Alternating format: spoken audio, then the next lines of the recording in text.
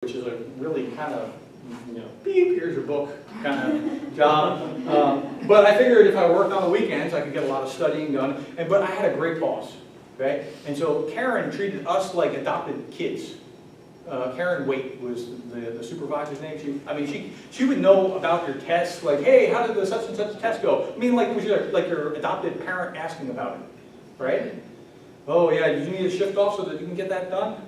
No, that's okay, I can study here. No, but I mean, she was so great to us. I went to her daughter's wedding, right? I mean, that's how family-like we were. Now, what are the odds that I'm going to try to do Karen wrong? Nothing. Less than nothing, right? Why? Because relationship is controlling. Vision can control, relationship can control, credibility, mentoring, modeling, leading by example. All these other things can take out the need to have the carrot and stick. Okay? So we still have evaluating, we have to do that. We still have monitoring and ensuring compliance, but enforcing rules, supervising, I have to make sure that everybody's doing stuff. No. Rewarding and punishment, it becomes very light comparatively. Why? Because you're built on trust, relationship, vision, ownership, preventative control. And there's this great phrase used by a Marine Corps general, being in command and not in control. Right? When the general senses men up on that hill, that platoon that's going up to take the hill, he's in command, we got to take that hill. But if the leader on the ground there says, that frontal assault ain't going to work, we're going to have to, split our forces into two and come up these different sides, these are the only ways up. Okay, I'm in command, we're taking that hill, but you're in control operationally, right?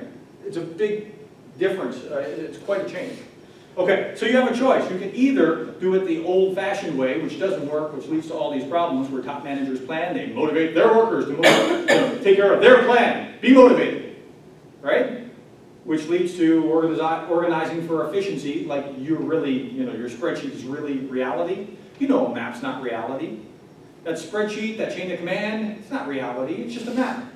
Which leads to controlling to be sure that their plan was completed, which leads to all the problems that we have. Or, you can do these other things, emphasizing the vision, going beyond motivation, going beyond efficiency to alignment, trust, relationship, vision, and ownership, which means vision and involvement in planning from the start, which then leads to motivated workers who trust you to help them carry out their plan, which leads to what?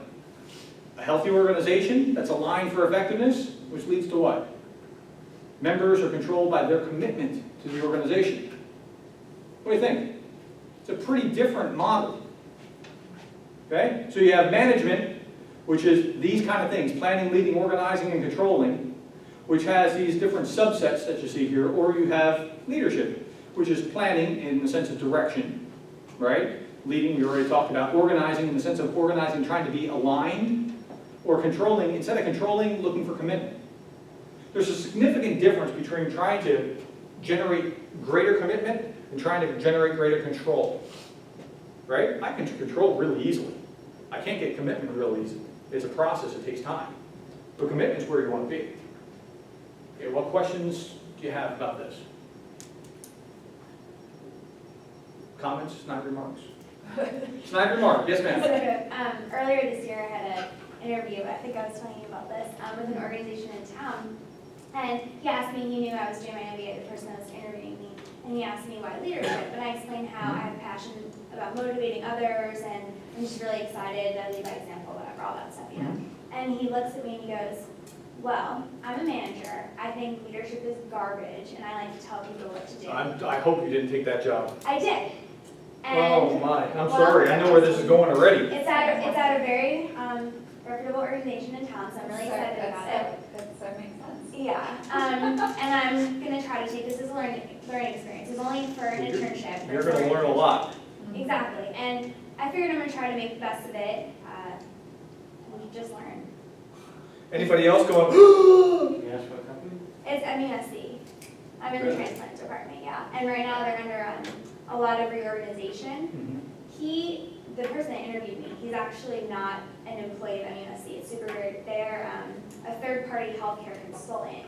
So he's never ran in a department, which it was interesting for me to sit in on this interview and just be a part of that. But there's a lot of people in his department who I've been working with that I do like.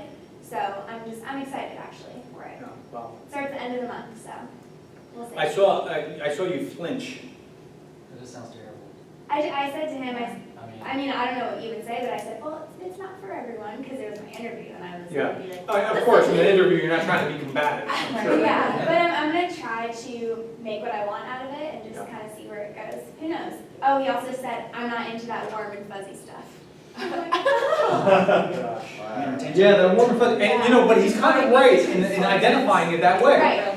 He's kind of right to identify it that way, because we think of managers, we think back in that, dark office, being cold and calculating, and I'm sorry, this is just business, I'm sorry that you have to die, right? Yeah. That's cold and calculating, that's management, right?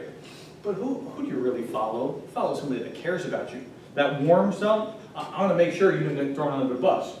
If I have to go under the bus, I'll get it, not you. That's the kind of boss that you want to follow, right? But how many of you want to follow the first one? Raise your hands. I'm sorry. How many of you want to follow that first person? Raise your hands.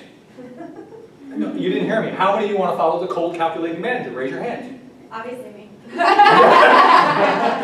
How many of you want to follow the second one, the leader that cares about you, that wants to go under the bus instead of you if it comes to that? Raise your hands. Right? Other than I'm going to you. teach him a thing or two. Yeah, okay. I wrote him a thing. I would like to hear, I'd like to hear how that turns out. I Okay. definitely have a lot to contribute. So let's talk about managing. Managing is more difficult than it looks. Here's some fun.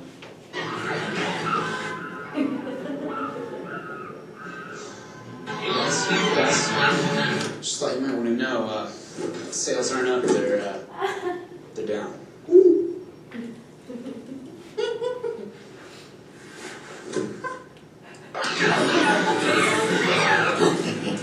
Yes, sir. Want a new job? We've got the most. CareerBuilder.com. A better job awaits. Anybody ever felt you worked with those guys? Absolutely every day. Isn't that amazing? But people act, seriously, act like that. I've seen some crazy things with the way that people have done things to manipulate data, and like, do you think we're not getting that you just did that? That's some crazy stuff. Okay, let's talk about the real work scenario. So here's how real work scenarios work. Okay, so here's a scenario that I just concocted, sitting down thinking about it, and you draw from your own experience and see what you can come up with. So your boss, the vice president for sales, is under terrific pressure to increase sales.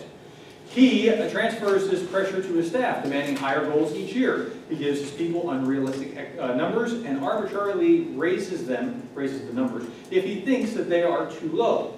Every year, the entire sales department falls short.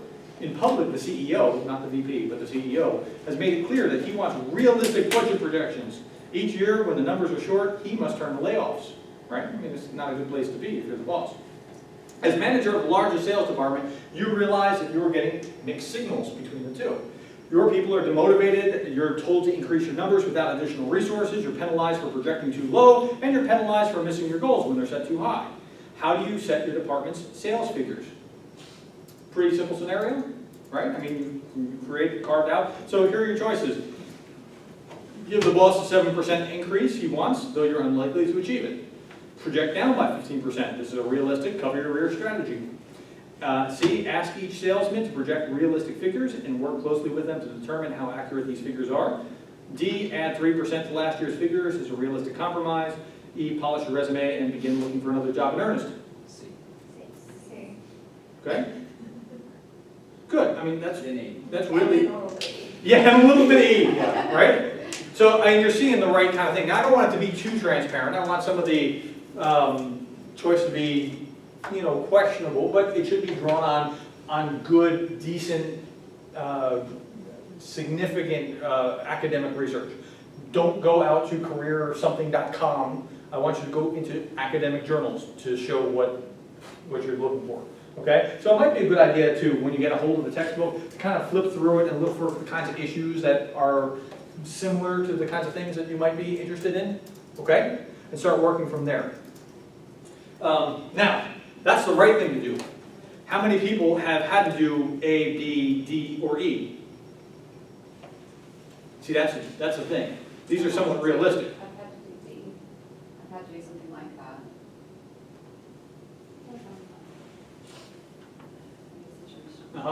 Or seen somebody in your department do one of these, right? Okay, so these are realistic work scenarios. It's not, I mean,